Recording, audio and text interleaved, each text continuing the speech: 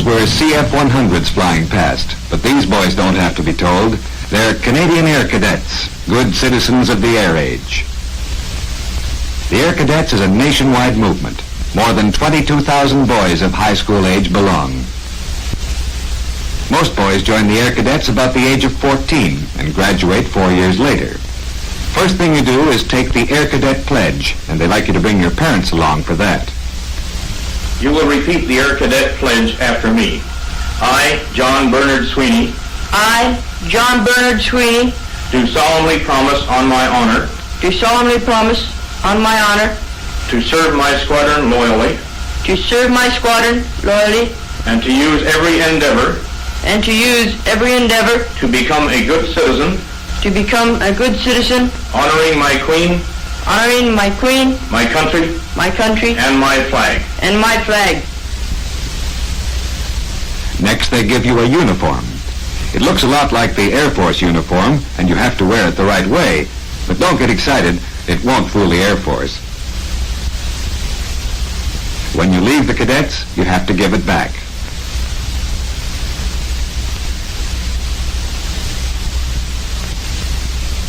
One night a week, the squadron gets together for classes. These are held in schoolrooms or community halls or in Air Force buildings, and sometimes the squadron has its own private headquarters provided by the local sponsoring committee. The cadets are supervised by men who give up their spare time to serve as officers and instructors. The officers hold commissions in a special branch of the RCAF Reserve and wear Air Force uniforms when they're on duty. Many of the instructors are regular school teachers and teach a variety of aviation subjects. Sometimes the cadets teach each other.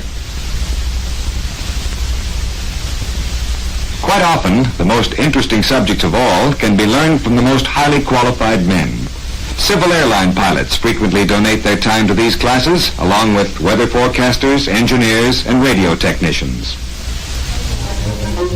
After class, it's off to the canteen for a Coke and a sandwich. The Mother's Auxiliary is standing by for the invasion.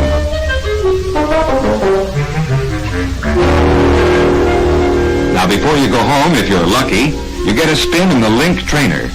Quite a few of the squadrons have bought their own Link trainers, and the boys never get tired of them.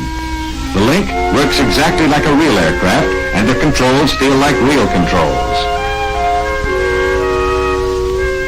It has all the basic instruments you find in an aircraft and an intercom to talk with the ground controller. When the top is closed, you can't see anything but the dials on your instrument panel, and you get all your directions from the ground. This is blind flying or instrument flying. Experienced pilots can fly anywhere this way. When summertime comes, it's time for camp. 2 weeks of life on an Air Force station, carefully planned to give the cadets all possible benefits provided by the Air Force facilities. The cadets have their own barracks, their own officers, their own special time in the airmen's mess, and their own canteen and hobby shop. Thousands of cadets from all parts of the country meeting each other and living happily together. The accent at camp is on sports and recreation, with the idea of building healthy young bodies and alert minds. But summer camp is not all fun and games. There are important lessons to be learned. Competent lifeguards are on hand to teach the cadets the latest methods in life-saving and artificial respiration. More than one life has been saved by the lessons learned at summer camp.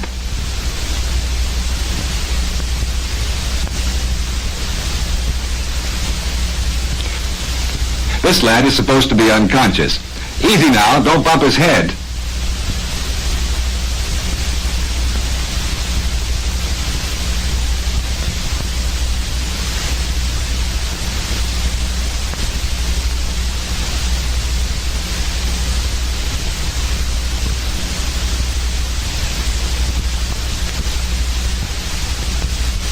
Raising the patient's arms helps to drain the water from his lungs. Massaging his legs helps his circulation. Military life includes many things. A visit of the Air Officer Commanding and officials of the Air Cadet League means work for the band.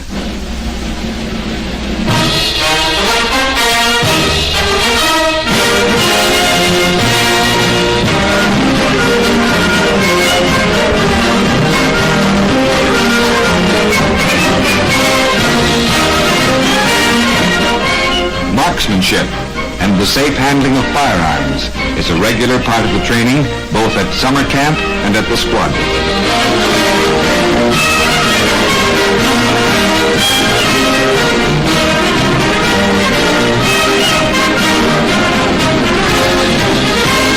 One of the great advantages of living on an Air Force station is the chance to get an intimate look at Canada's frontline operational aircraft, even the latest jet fighters.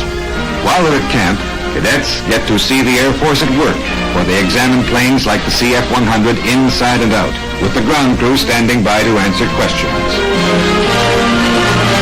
Of course, the cadets cannot go up in these aircraft, but they do go up in another kind.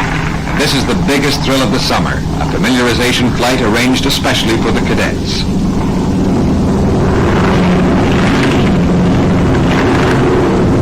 All the cadets have been thoroughly briefed and provided with maps in order to practice navigation.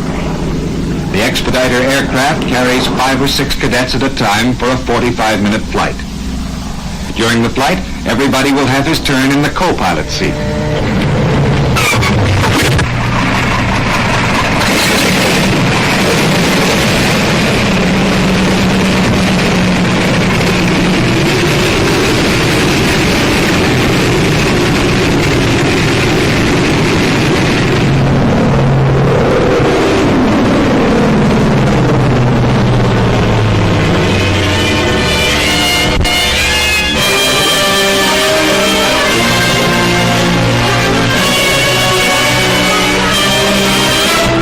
A special treat for the boys at this West Coast camp is a ride on the Pacific Ocean in an RCAF crash boat, one of the fastest boats you'll find anywhere.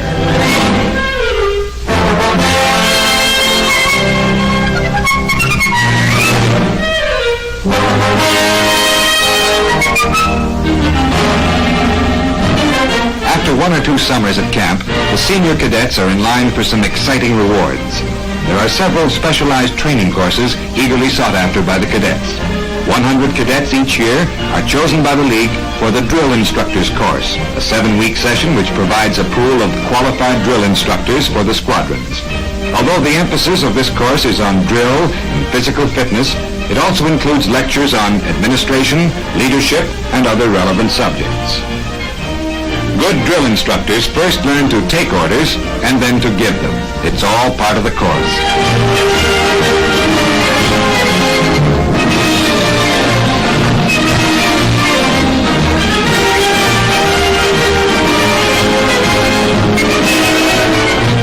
Everyone who graduates successfully from this course is given a training bonus of $100.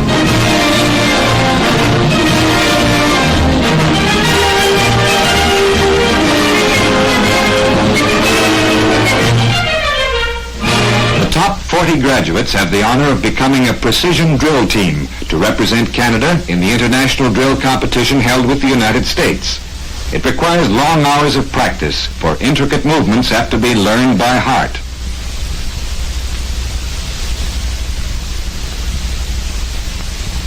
When the big day arrives, the competing teams are reviewed by officers of both air forces.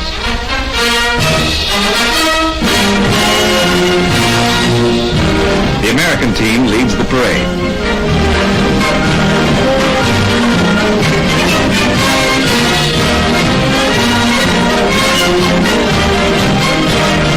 Now the Canadian team comes on.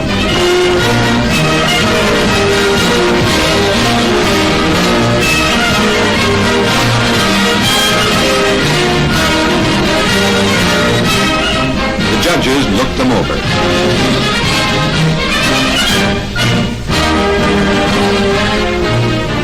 Here's where the training pays off. 6 of the first 9 international competitions have been won by Canada.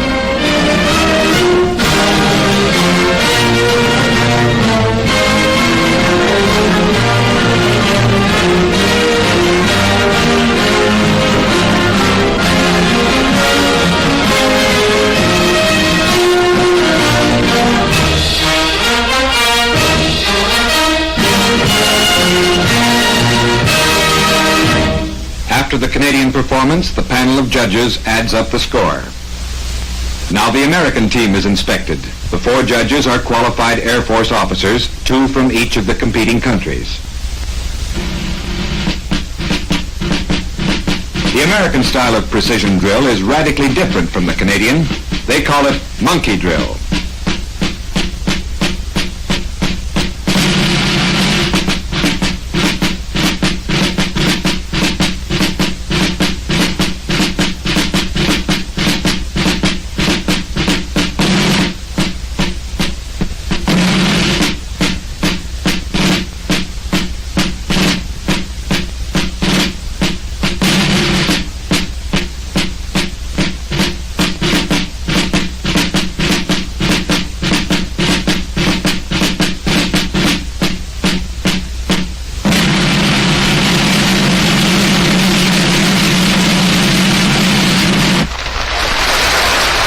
Following the competition, the 2 teams have the honor of giving a public demonstration of precision drill before an audience of 25,000 in the grandstand of the Canadian National Exhibition.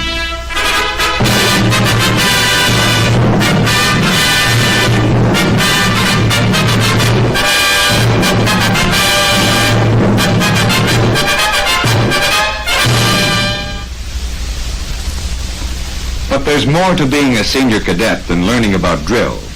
The Air Cadet movement has a real need for administrative and organizing talent and leadership. These qualities are developed by the Senior Leaders course, which also lasts 7 weeks and again pays a $100 bonus to its graduates.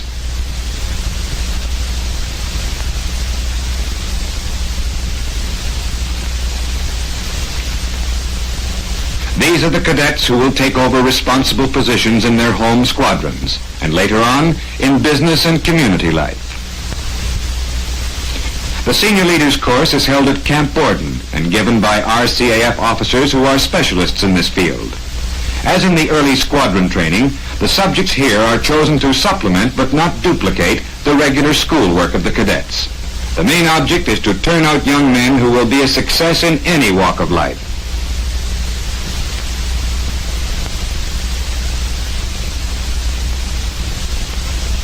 The cadets are encouraged to think for themselves and ask intelligent questions in developing the attributes of leadership. And one of the basic essentials of leadership is effective public speaking. For this, the tape recorder has been found to be a valuable help. Not everybody knows how his own voice sounds to others.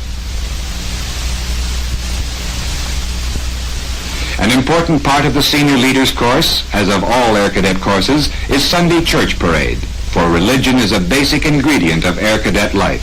All stations have both Protestant and Catholic chapels. Most Air Cadets dream of actually flying an airplane, and why not?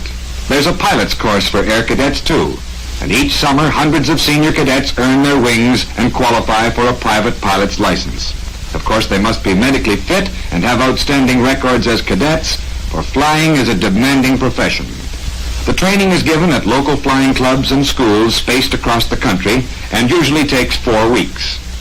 Before you actually go aloft, there's a lot to learn on the ground. Weather, theory of flight, navigation, air regulations, all require written exams.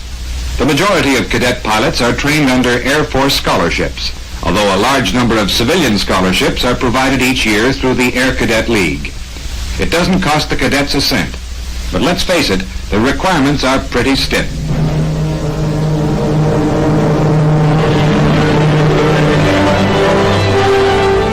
Now let's go along with the cadet who's about to make his first solo.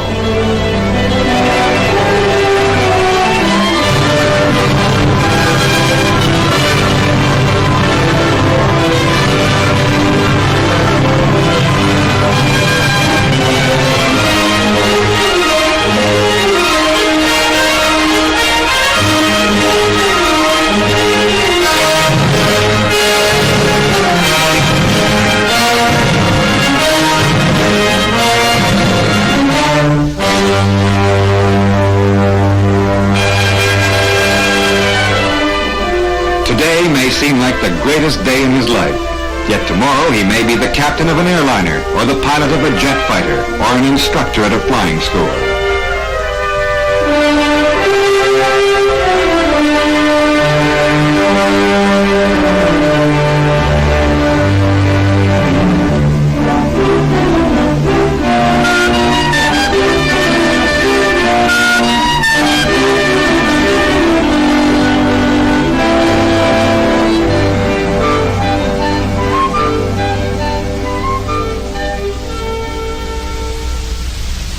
Yes, there's a great future in aviation for those who are eager to learn.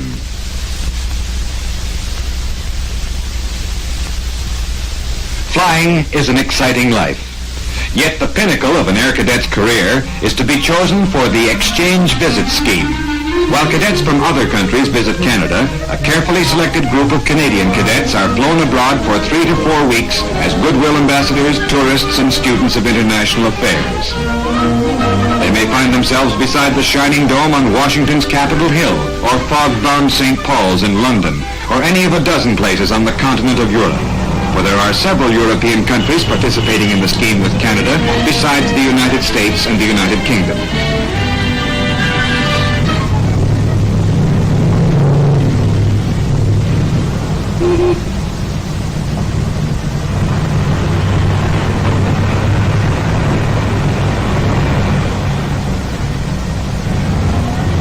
How is all this possible?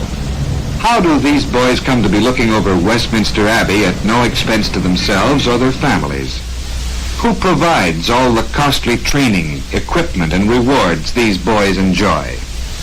Part of the answer is given in the annual dinner of the Air Cadet League of Canada, the civilian organization on which the movement depends for its life.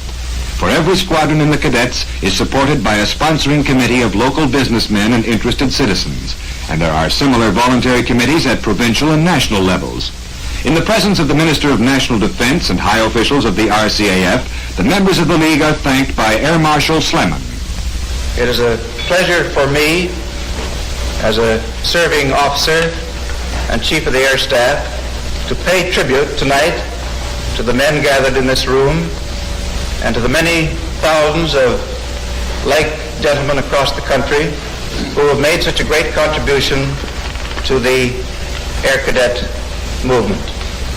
So I cannot express too much my gratitude and admiration for the work of these fine men and for everything that the Air Cadet League has come to mean in making Canada air-minded, in the growing strength of the RCAF, and above all, in the welfare of young men. To train these young men as Air Cadets is to build good citizens. And as a member of the RCAF, I can tell you sincerely that we take great pride as your partners in joining you and participating in this great work.